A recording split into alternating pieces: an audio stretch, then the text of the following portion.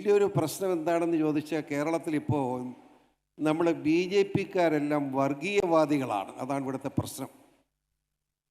ഞാനൊരു വർഗീയവാദിയാണ്, നിങ്ങളെല്ലാവരും വർഗീയവാദികളാണ്, നമ്മൾ ബി ജെ പിക്കാരെല്ലാം വർഗീയവാദികളാണ്. ആരാണിത് പറയുന്നത്? ഇത് പറയുന്നത് ബഹുമാനപ്പെട്ട മുഖ്യമന്ത്രി പിണറായി വിജയനും കോൺഗ്രസിൻ്റെ നേതാക്കന്മാരും ഒരുമിച്ച് ചേർന്നുകൊണ്ടാണ്. എനിക്ക് മനസ്സിലാകാത്തത്, മുസ്ലിം സഹോദരങ്ങൾ ഒരുമിച്ച് സന്തോഷത്തോടുകൂടി അഭിനന്ദനായ മോദിജി പ്രധാനമന്ത്രിയായി ഈ രാജ്യത്ത് താമസിക്കുമ്പോഴാണ് നമ്മുടെ മുഖത്ത് നോക്കി വർഗീയവാദി എന്ന് വിളിക്കുന്നതെന്ന് നമ്മൾ ഓർക്കണം.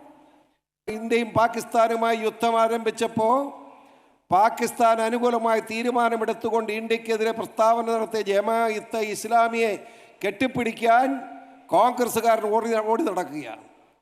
ആ ജമാഅത്തെ ഇസ്ലാമി പോലെ PDP, SDPI ഉൾപ്പെടെയുള്ള ഭീകര പ്രസ്ഥാനങ്ങൾക്ക് പിന്തുണ കൊടുക്കുന്ന CPM-ഉം കോൺഗ്രസും ചേർന്നുകൊണ്ട് BJP വർഗീയവാദി എന്ന് വിളിച്ചാൽ അത് എത്രമാത്രം ശരിയാകും എന്ന് ഒന്ന് ആലോചിക്കേണ്ടതാണെന്ന് സൂചിപ്പിക്കാതിരിക്കാൻ കഴിയില്ല. വളരെ വിനയത്തോടുകൂടി പിണറായിയോടും കോൺഗ്രസോടും പറഞ്ഞു, നിങ്ങൾ രണ്ട് കൂട്ടരും ഒരേ വള്ളത്തിൽ യാത്ര ചെയ്യുന്നവരാണ്.